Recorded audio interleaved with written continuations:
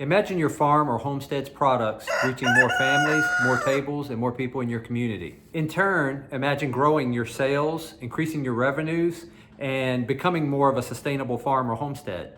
This isn't just an idea, it's a tangible, rewarding reality that can be made possible with local home delivery. And that's what we're going to talk about today.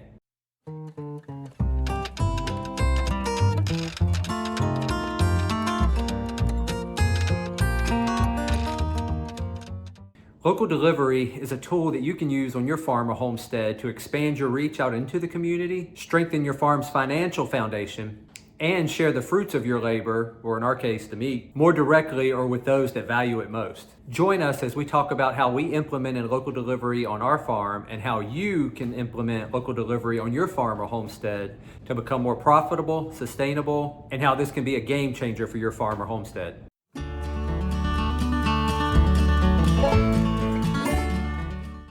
Implementing local delivery is a strategic move for small farms looking to expand their reach and deepen their connection with the community. In today's fast-paced world where convenience is highly valued, offering local delivery can significantly enhance a farm's appeal, making it easier for customers to get access to local meats, local produce, and the items that your farm or homestead produces. This strategy not only gives you a competitive advantage over other farms or homesteads, but it also fosters a loyal customer base who value what you do and what you provide. Moreover, local delivery will give you a sustainable revenue source that comes into your farm or homestead, and that in turn contributes to the financial stability of your farm or homestead. In essence, local delivery is not about just selling products to customers in your area, but it's about building relationships with those customers, supporting your local community, and in turn your local community supporting you, and then also creating a unique identity in the marketplace. Again, this can separate you out from many other farms in the area and make you stand out. So for small farms, this can be a great way to stand out from your competition and maintain your presence in the community. So let's expand on some of those topics, and then we'll get into how we implemented it on our farm and how you can do it on yours.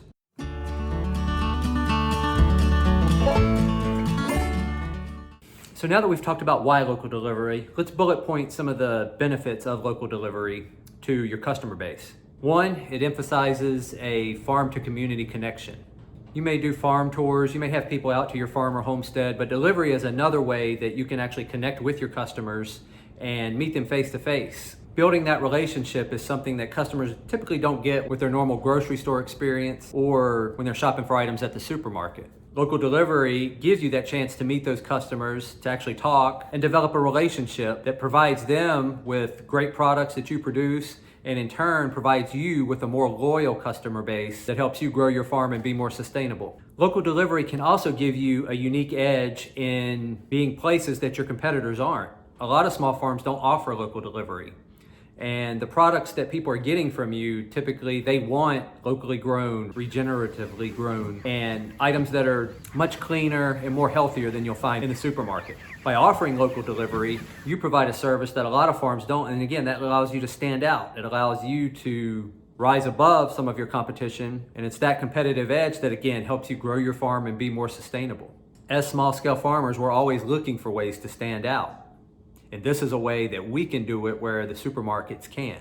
And that's by adding this personal touch of local delivery, which takes the food that we produce right out of our fields and puts it right on our customer's table.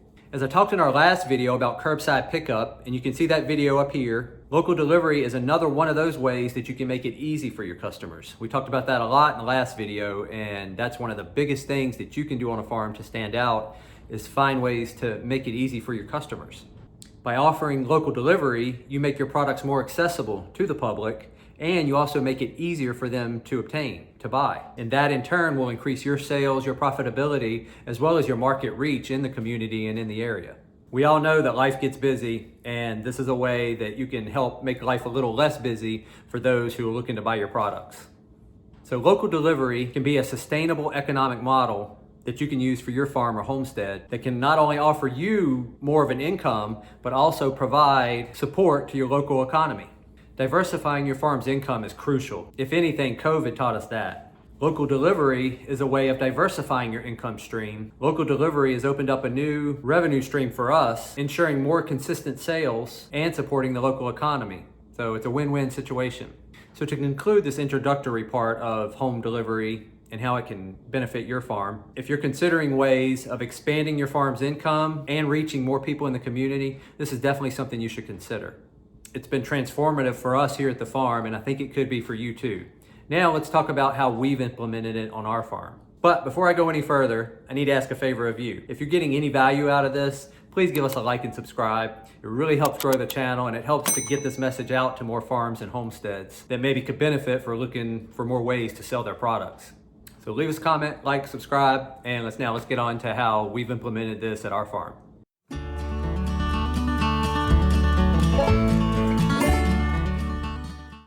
All right, so the first thing we need to do is head over to longbottomfarm.com. We're gonna get on the website and I'm gonna show you how we have that set up that allows us to do local delivery and make it easy for the customers. So now we're at the part of the video where I wanna show you how if someone wanted to order from us online, how they would do that. This is our website, longbottomfarm.com. And if you scroll down, you're gonna find a number of categories that you can order from. And we're gonna just choose grass-fed beef. And so one of the things with our online delivery is that people have to order a certain amount before they will qualify for delivery. So I'm just gonna pick 1 pound of ground beef here. I'll add it to the cart. I already had a bunch of ground beef in the cart. So we'll take that out. So I've just got about $9, or actually, I've got a quantity of 4, so it's about $35 worth of ground beef. So we're still not at the $50 threshold yet. So if we were to go to checkout, we'd scroll down and you see I only have 2 options here. Curbside pickup at the farm and then coffee shipping. That's a separate thing. But that would be really their only option, would be to pick up at the farm because they didn't hit that $50, so they don't qualify for the local delivery. Now, if we were just to go back to our cart, we can click up here in the corner and let's increase our total so that it hits over 50. So let's just make a quantity of 7. And that gives us a total of $62.65. Now, if we go to checkout, you'll see there's actually a little message, $36.35 left for free delivery. And again, that's just a little prompt to try to improve sales and to save the customers money by, if you get this much extra, then you get free delivery. But now you'll see our options have changed a little bit where I still have curbside pickup, but there's also home delivery. And we could choose that. And that is a $6 fee because again, we're over 50, so we've met the minimum, but we're not at the $100 mark to get that free delivery. So let's go back to our cart real quick. And let's just make this 14. And what we're doing here is just trying to get over the $100 mark here. Okay, so we're at $125. So now we've hit that threshold of over $100 for free delivery. So if we scroll down here, you can see now the delivery's still here, but it now says free delivery. And it basically just tells you deliveries on Fridays between 9 and 1 p.m. Leave your cooler out in a visible location, we'll bring it to you. So that's the gist of it. They order and they choose local delivery, and then once they complete that sale, they're gonna get an email. And it basically says, hey, your Friday delivery is scheduled. And it basically gives them a message, we received your order and thanks. We'll bring this by Friday between 9 a.m. and 1 p.m. We have you down at the address above. If you left special instructions in the order comments, we have them and we'll contact you if any questions. This is important because sometimes customers will contact you like, hey, I left my cooler in front of the garage, or hey, please don't knock on the door because I'm sleeping, but there's a cooler here. So sometimes they'll leave special instructions, and so it's just important to let them know that, hey, I've got those instructions if you left them, and I'll contact you if any questions. And then another very important part of this email is otherwise just leave a cooler out in a visible location and we'll place your order there, or we can meet you at the door. That's super important because you need to have that cooler in a visible location where you can see it.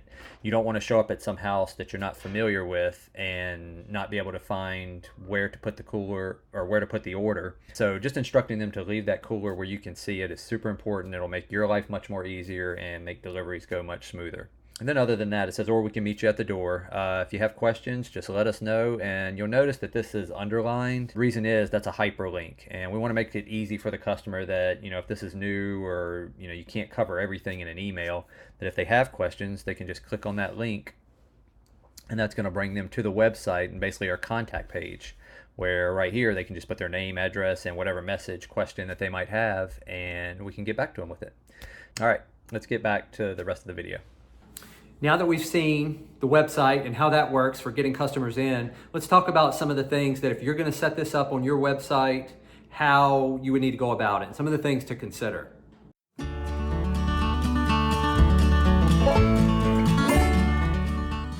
So first, we've got ours set up based on zip codes. We found that with WooCommerce and WordPress, which are the tools that we use for our website, using zip codes allows us to really pinpoint areas that we feel we can do without going too far beyond where we want to deliver. Obviously, if you get too far out there, then one delivery just becomes a very long trip that's probably not worth your time, and it's probably going to cost you money. So we try to keep a relatively tight area between where we're at, which is Scottsville and Charlottesville, and zip codes allow us to do that.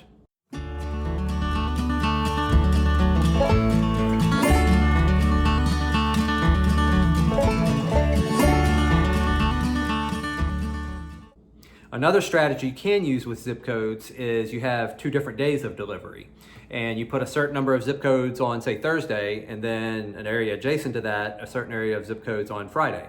Again, you can pick any day, whatever, but it's just a way that if it's looking like too many zip codes in one day and you're going all over the place, that's a way of condensing it down where you have smaller delivery areas, but yet you're still targeting an overall larger area.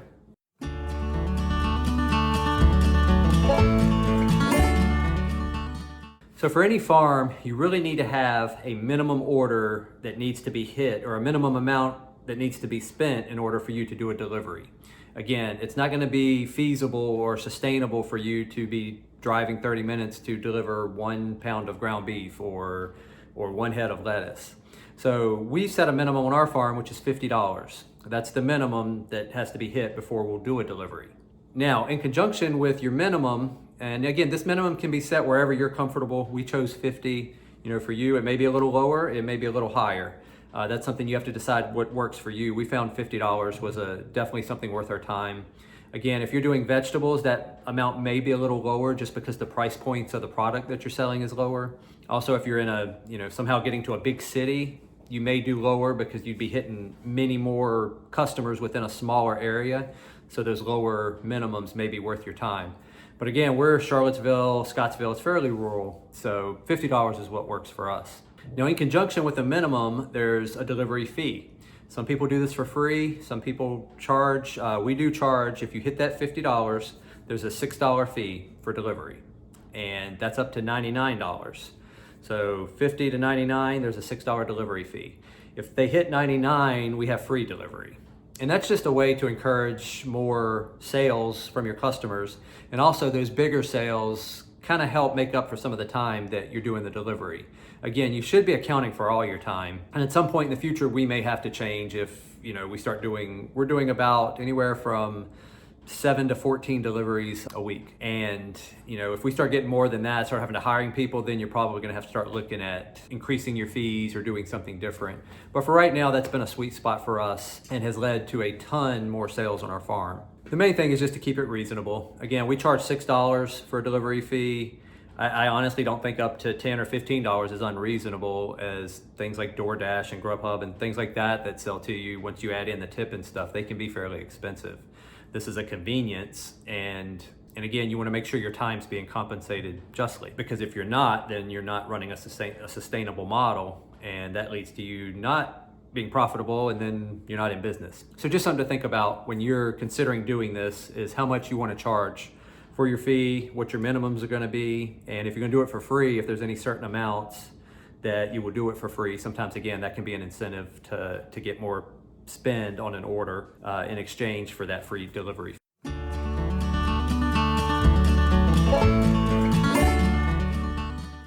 Effective marketing, both online and locally, is a good way to spread the word about your delivery service. Online could be like through social media, Facebook, Instagram, and locally could be putting flyers in your local gyms and local shops that allow you to do it. And specifically at places where people that want clean, healthy food or into health, different things, might be more apt to take advantage of that.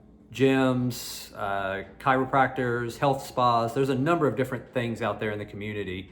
And all you have to do is just talk with the owners and see if there's a way that you can promote your product for them. And you usually just let them know that, hey, you promote health, you promote this, we offer, healthy food, clean food, regeneratively, I cannot say that word ever. You got that right. Regeneratively raised food that is a benefit to them and their customers. So it's almost like a feature they can offer their customers by recommending you to get their healthy foods and products.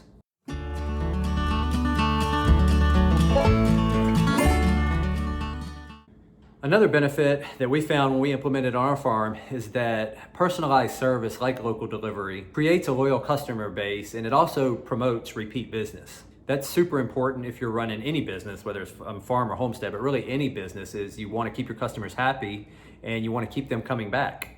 Something we do with all of our orders, but home delivery too, is we try to add a personal touch where we literally handwrite on all of our receipts that go in their bag, thanks and best, we appreciate your business and support, and then we sign it, with our names. And it's just like a little personalized touch to say thank you, we appreciate what you're doing.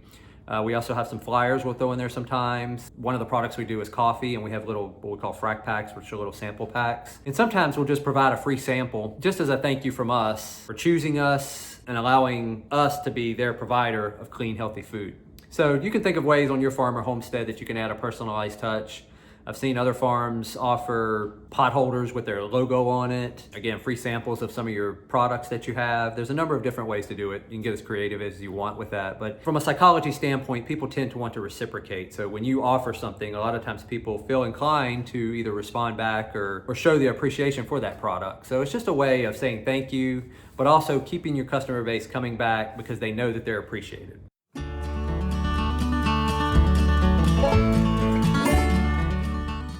One thing about deliveries we found on our farm is that planning is very key, and it is something you have to plan for, pun intended. If you get 7, 8, 9, 10 deliveries, there's usually an efficient way, or there's a most efficient way to do it, and then there's a way that's going to take you a lot longer. So it's just something to think about if you implement this. There are programs out there that you can buy that will do this for you. We tend to just use MapQuest. Will let you put in multiple addresses and give you some up what the most beneficial route or the most efficient route is between those addresses. That's a free service you can use. And I haven't found it, I don't think, on Google Maps or Apple, but MapQuest will let you do that. So if you're getting a number of orders, it might be something you want to try.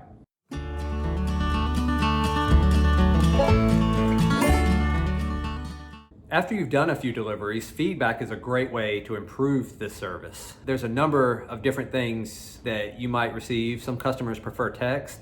Some customers might want to call after their order's been dropped off. Some customers may even let you know, hey, if you come this way, there's less traffic. So feedback is a great way to improve your service, improve the experience for the customer, and it's something that you should definitely ask from your customers from time to time, just to make sure there's not things that we can't improve on.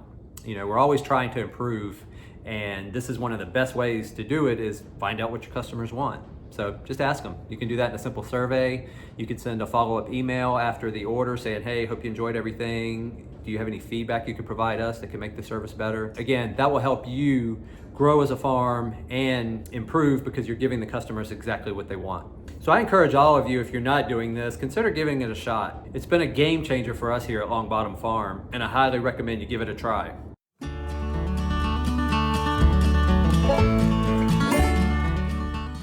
Now, with every pro to something and how great something is, there's always cons, and we'll talk about a few of those here. So something that needs to be considered when you do, or if you do implement this, is that it can be labor intensive and time intensive.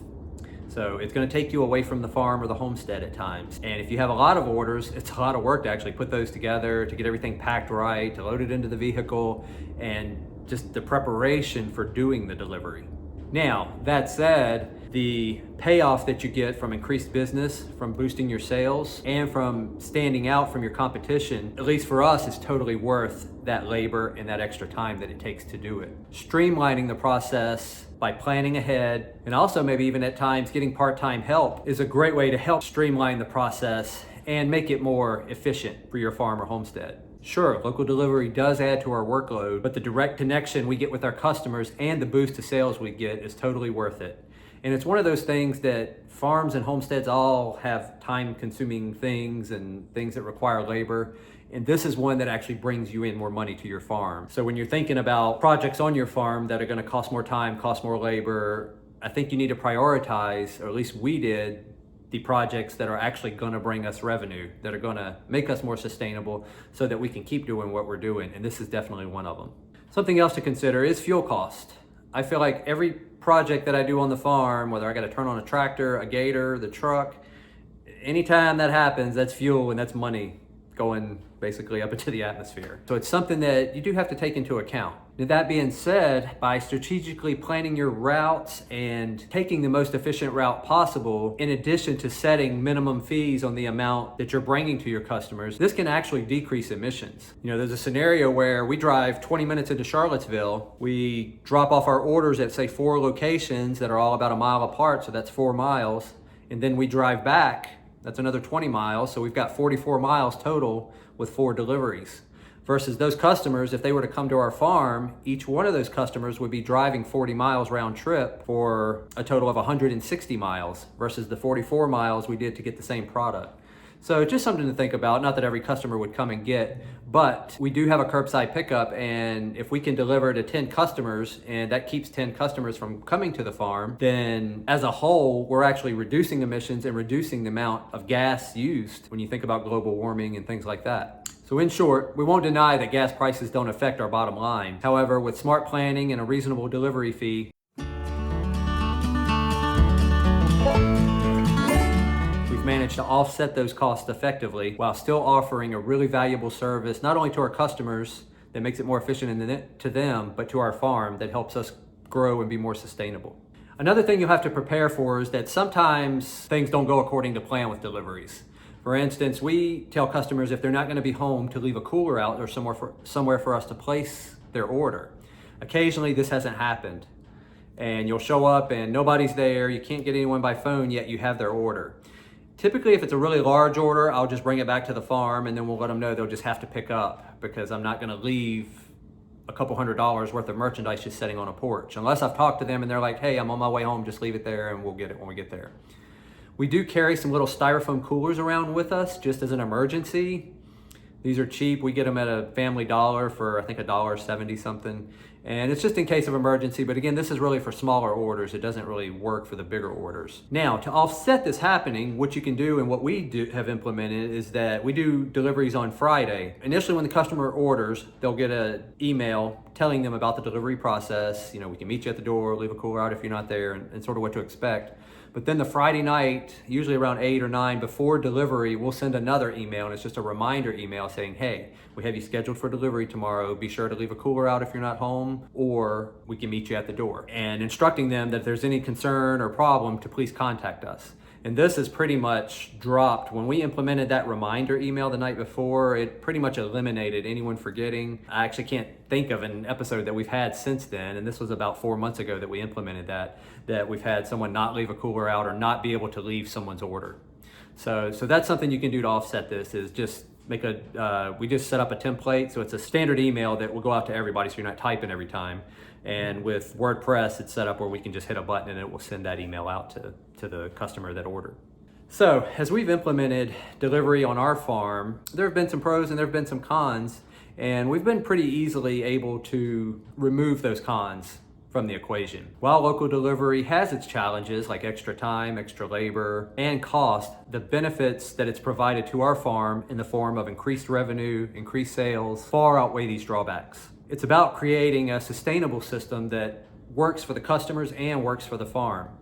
Any business endeavor you do is going to have challenges, and that's what makes a business successful, is if you're able to overcome those challenges. I feel that every problem has a solution, so when we do come across a problem, we just put our heads together and figure out how we're going to solve it and make it work for us. While there are challenges and there are hiccups with the delivery process, the increased sales, customer loyalty, the increased reach out into the community definitely outweigh all those cons. And with a little bit of planning and communication, delivery can be a rewarding and very profitable endeavor for any farm or homestead.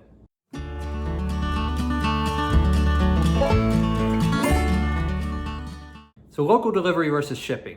This is something you've probably been asking. If you do local delivery, are you doing shipping? We have done shipping before. We did it for about 2 years on our farm and we stopped, and I'll tell you why here.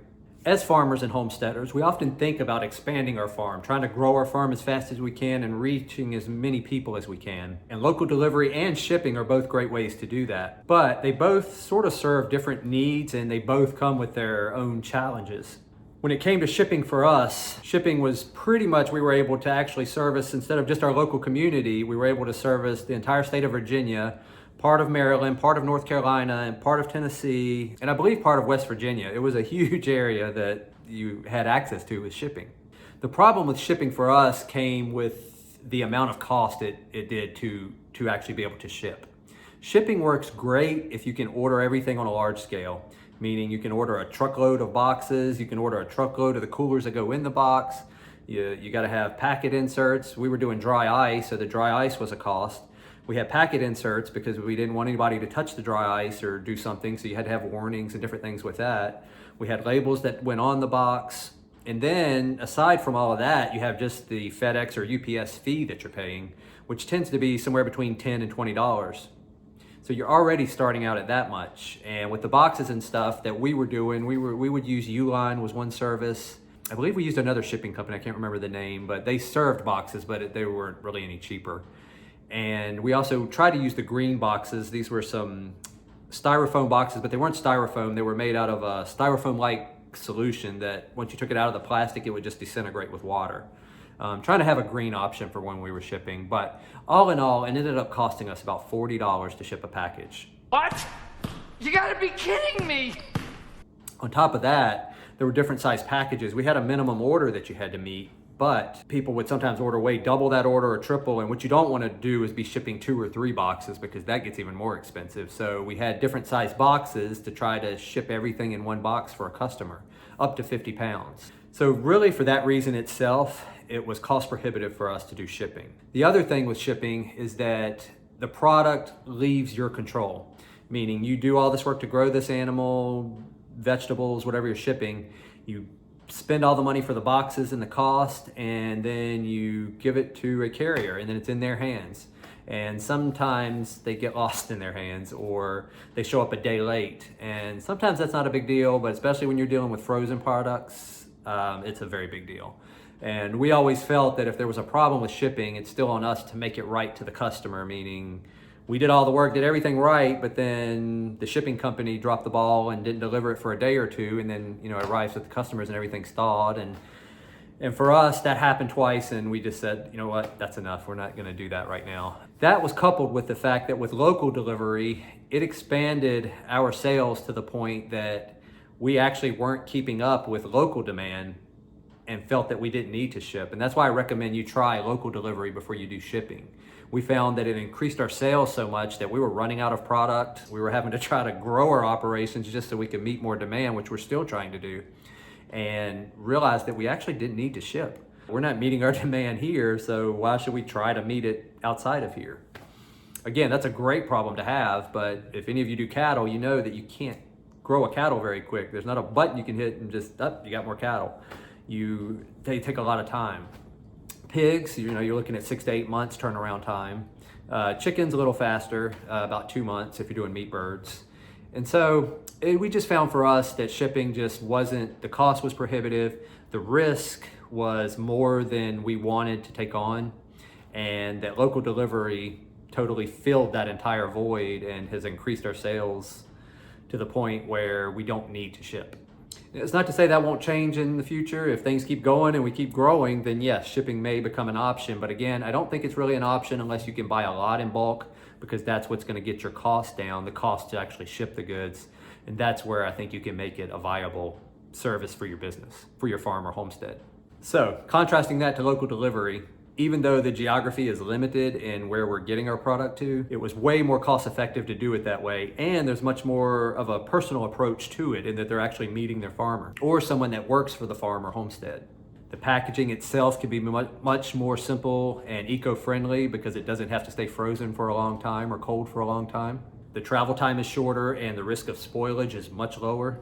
And for us, this means savings on the product and the overall cost of the enterprise. And that's getting product out of our farm and to our customers. And then again, local delivery builds that direct relationship with the customer that you're not going to get with FedEx and shipping. So while both shipping and local delivery have their place, for our farm, and I think for smaller farms, local delivery is something you should definitely try before you consider shipping. So in summary, while shipping opens up national markets, the high cost and logistic complexities make it hard for smaller operations to do. Local delivery, on the other hand, offers a more sustainable, cost-effective, and community-building approach, perfect for those that appreciate what you do and support your farm's or homestead's missions and values. So, in conclusion, local delivery is more than just a business strategy.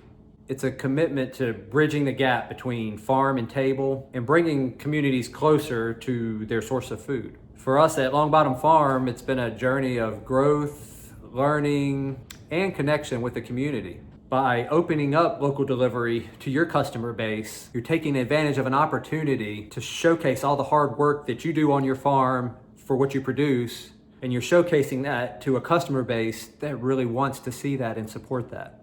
It's a chance to strengthen your farm's presence in the community. It's a chance to get closer to your customers by building those direct relationships. And it's a chance to stand out in a competitive market.